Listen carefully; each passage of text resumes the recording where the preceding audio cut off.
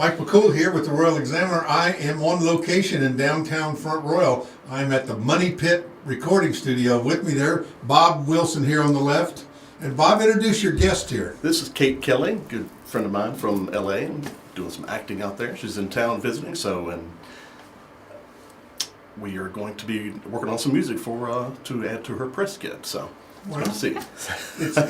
Cait, are you from the area? I am. I was born and raised in Herndon, Virginia. I grew up a good chunk at my grandparents' house down in Norfolk, though, so spanned the state quite a lot. Yeah. Well, Bob gets around, doesn't he? Yeah.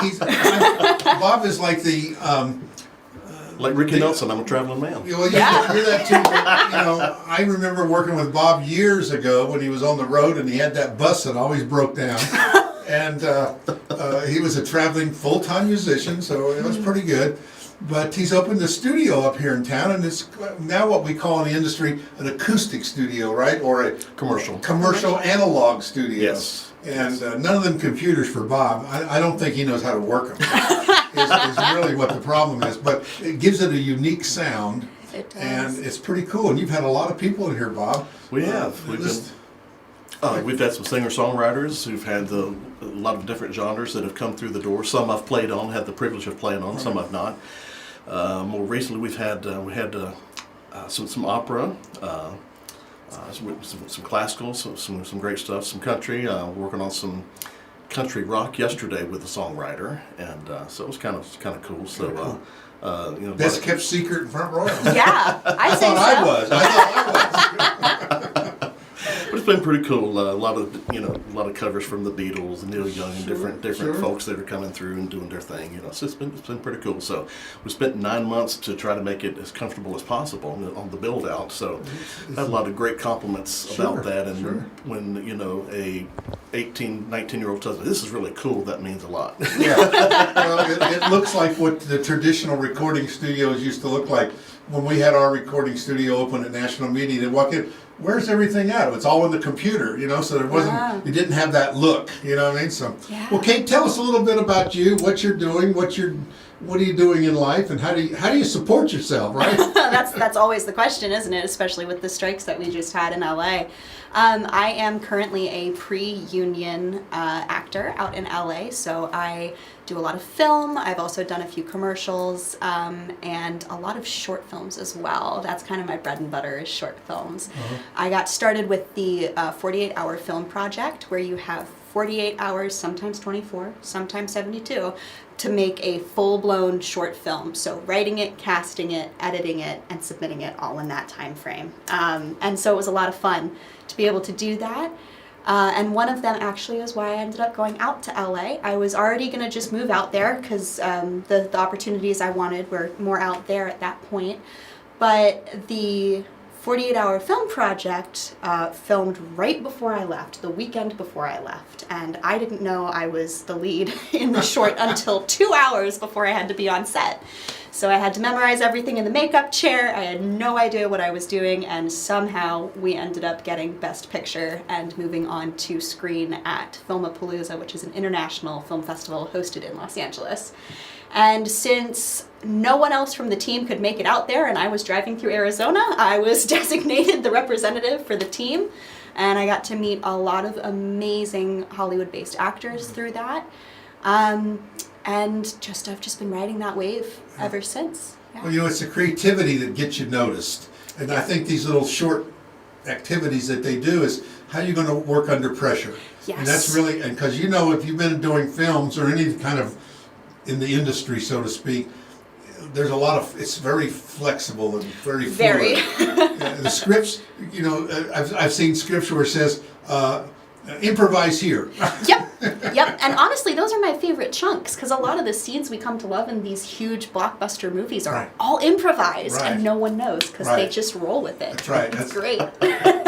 It's real easy to write those screenplays when you have really good actors. Oh, very much so. And the reverse could be said for us having amazing writers. There's been such a wonderful push of solidarity with the Writers Guild and with the SAG-AFTRA as well, and everyone working together. That it really is a team project. We wouldn't be able to do anything if we didn't have the writers. The writers wouldn't be able to put anything up without us. It's it's a great symbiotic relationship. Little synergy, that's what they call it, isn't it? Yes. So what's on the plan for in the future? Well, I wish I had a concrete answer, but this is the life of an actor. I am currently working through some auditions for theater. I also have a few irons in the fire for a very cool animated project that we'll see if anything comes through with that. And then otherwise, I'm actually working on fleshing out my vocal studio. So I teach voice lessons, acting, accents, all of that online as a way to help support myself. So then that way my schedule is as flexible as possible to take as many gigs as possible. Sure. And I currently have a couple of students, but I'm hoping to open that coaching up to have around 8 or 10 students.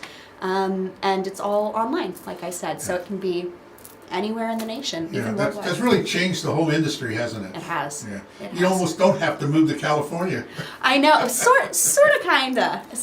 There's definitely more opportunities in California, but it's, I will say it's a lot nicer to be in Virginia. The old story is there's an actress on every corner there.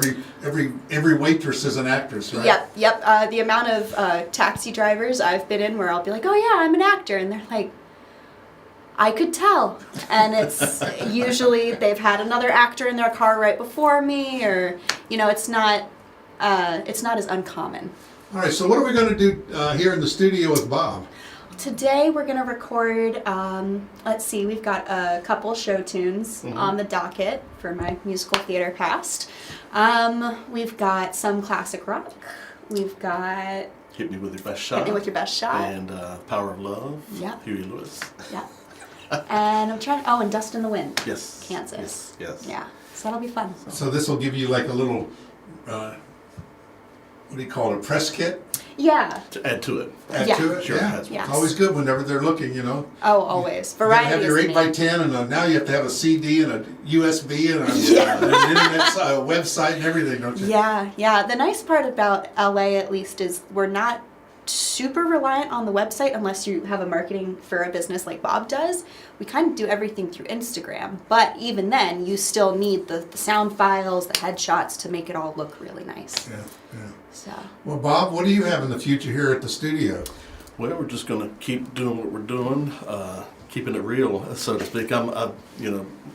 Last several years as a musician, I've become more of a purist, and even on the road, we reincorporated the live instruments back into the program. Up against some stage tracks. So it was something people really responded to very well. So, especially here, I had some friends in not long ago. I brought them over here from the last Festival of Leaves. I said, hey, you guys come see the studio. And we had worked together as musicians in one of the churches here previously before they moved away. And I said, so they come in here and says, where's the screens? I said, we have no screens. I said, we're making records proverbially with our ears, not our eyes. So it's been a cool thing that people have really had people come by and say, I haven't seen VU meters on the 2-inch tape machine. I haven't seen VU meters in forever. And some of the younger people today have never even seen this equipment. Yeah. So it's vintage is in. So I guess it's Vintage come along is at in. the right So time. you're back in. Yeah. I've got a new career. Well, I appreciate you taking the time talking to me today because there's a lot of hidden gems like that in our town, in our county, and stuff happens that we don't really know about and that affects us in the whole world. And it happens right here in Front Royal. Yeah. It does. That's great. And when you get on that big blockbuster movie, you're going to come back. Now, you're going to not forget us, right? Oh, absolutely not. I can't forget where I came from. After that show that we did together, I cannot forget that. Yeah, and kudos to all the cast at Glory B. That's how we met. As I told you. And before, another we- local production. Yes, by yes. Selah Theater Company. Yes. Yeah, and Rich Follett here, local teacher at Skyline. Yes. Wrote that, and yeah. it's a great. We produced it several times over at the Wayside Theater. Yes. Oh, okay. When they were still open there, I think that's where it premiered. Okay. I think so. Yeah, so Yeah, it's a it great was show. it was pretty cool. I really enjoyed my experience there, and I was telling my friends, I said, well, I guess I didn't get discovered, because I'll just keep taking it. Yeah. Well, and now here you are. Yes. But I was hoping our bandmate, we three, you and I and Ellie Welch, we were the band for the production. We did the narrating and most of the singing, not all, but most of it, and of course some acting as well. She wasn't able to be here, but kudos and a shout out to Ellie Welch. Yeah. And Are you musical as well as vocal? I am, yes. I grew up teaching myself piano by ear, and then I knew a few chords on the guitar, and Latasha put out the call, and I was like, okay, I can figure it out as I go, and I did, thanks to this one here.